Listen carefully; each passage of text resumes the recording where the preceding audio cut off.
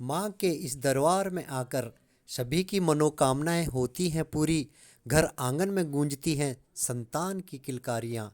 जी हाँ, मैं बात कर रहा हूँ उत्तराखंड के हिमालयी क्षेत्र में स्थित माँ अनसुया के पवित्र धाम की, जो कि चमोली जिले में भक्तों की आस्था और विश्वास का एक प्रतीक है।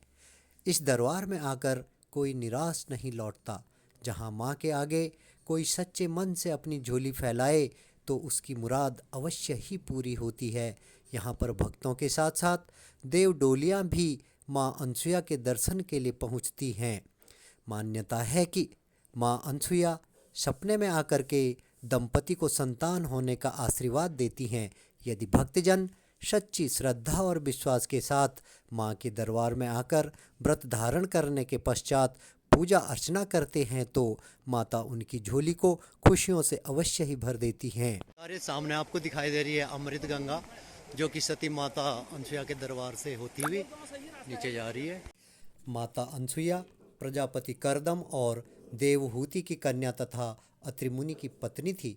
उनकी पतिभक्ति अर्थात सतीत्व का तेज इतना अधिक था कि उसके कारण आकाश मार्ग से जाते देवों को उनके प्रताप का अनुभव होता था। इसी कारण उन्हें सती अनसुया भी कहा जाता है। मान्यता है कि माता अनसुया के सतीत्व को देखकर एक बार तीनों देवों की पत्नियों को जलन पैदा हो गई और उन्होंने माता अनसुया की परीक्षा लेने के लिए अपने अपने पतियों को मनाया कि आप माता के सतीत्व की परीक्षा लें। यह वही स्थल है जहाँ पर माता अनसुया ने ब्रह्मा, विष्णु और महेश को अपने तप बल से पहचान कर उनमें गंगा जल छिड़क के शिशुओं में परिवर्तित करके अपना स्तनपान और भोजन करा करके झूले में झुलाया था। माता के इस तप को देख के तीनों देवियाँ बड़े आश्चर्यचकित होकर के माता के सम्मुख प्रकट हुई और माता से क्षमा याचना करी। फिर माता ने कहा कि अब पहचानो अपने पतियों को, लेकिन तीनों देवियाँ अपने पतियों को पहचानने में असमर्थ थी। फिर माता अनसुया ने कहा कि यही तुम्हारे पति हैं, इनमें से कोई भी किसी भी बच्चे को उठा लो तो वो उसका पति होगा।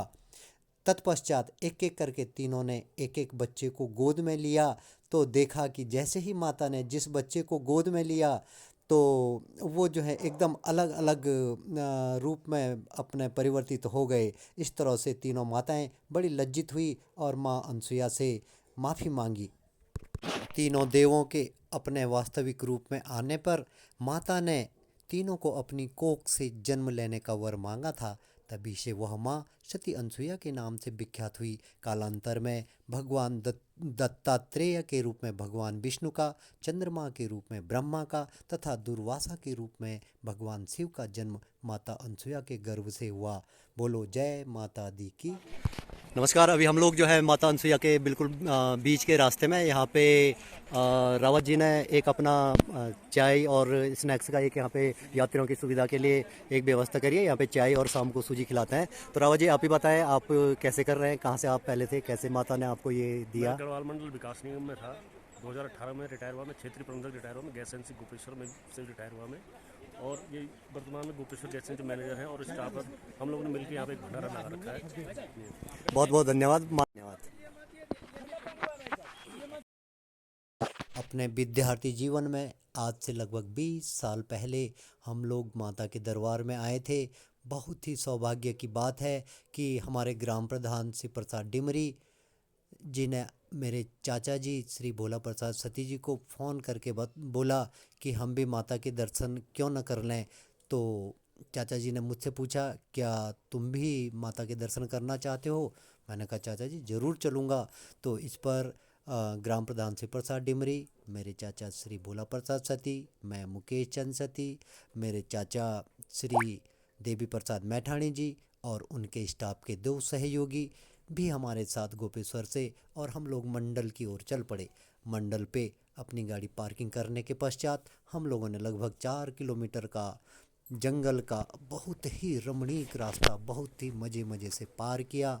और एक सबसे अच्छी बात जो देखने में मिली कि पूरे रास्ते भर भंडारे पे भंडारे लोगों ने निःशुल्क लगाए हुए थे और 20 साल पहले का जो नज़ारा था वो बिल्कुल ही बदला हुआ था। हमें लगा कि पूरा मार्ग भक्तिमय माता के चरणों में महाराज हो चुका है।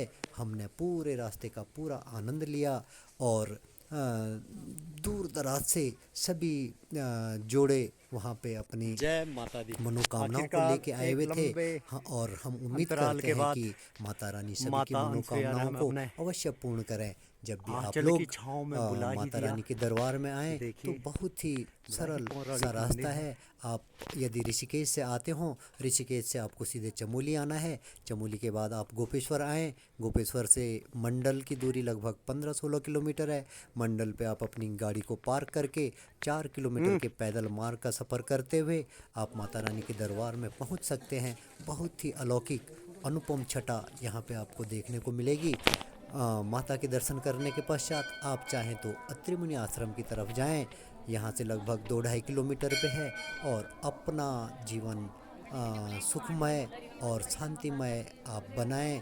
माता की कृपा सभी भक्तों पे बनी रहे। जय माता की।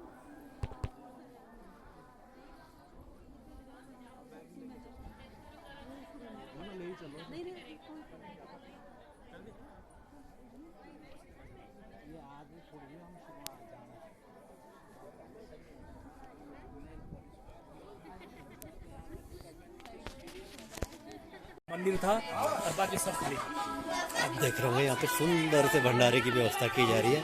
बहुत बदल चुका है अपना उत्तराखंड। आज से 20 साल पहले जब हम आए थे तो यहाँ पे ऐसी कोई व्यवस्था नहीं होती थी, लेकिन आज आप ये देख रहे हैं कि विशाल भंडारे पूरे रास्ते में दिख रहे हैं। रात को खाने की पूरी व्यवस्था हो रही है।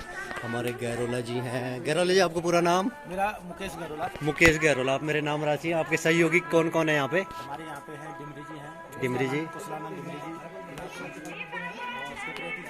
अच्छा जी। आप कितने सालों से यहाँ पे लगा रहे हैं भंडारा माता के दरबार में? चलो, माता रानी आपकी मनोकामना पूरी करे, सारे भक्तों की मनोकामना पूरी करे।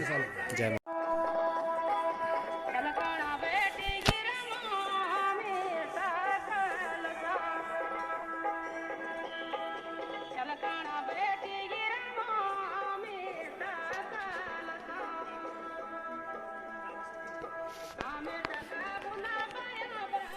ये देखिए हमारी पौराणिक जलधाराएं हैं जिनका संरक्षण बहुत आवश्यक हो चुका है। दूर दराज के गांव में ये चीज़ दिखाई देती हैं, लेकिन जैसे जैसे हम शहरों की तरफ और आधुनिकता की तरफ बढ़ते हैं ये सारी चीज़ें हमारी ख़त्म हो चुकी हैं। ये माता अनसुया का दरबार है। यहाँ पे आपको सारा दिखाई दे रहा है। धन्यवाद। जय माता दी। बोल बेटा, जय माता दी। बोलो जय माता दी। बोलो। ये देवकंडी है माता अनसुया का और पुजारी गण जो है इसको लेके जा रहे हैं। साथ में पीछे से डोली भी आएगी। माता का आशीर्वाद बना रहे। धन्यवाद।